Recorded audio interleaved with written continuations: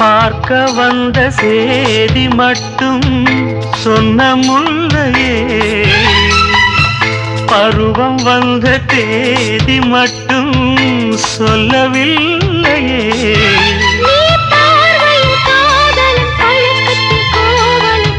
சொல்லவில்லையே.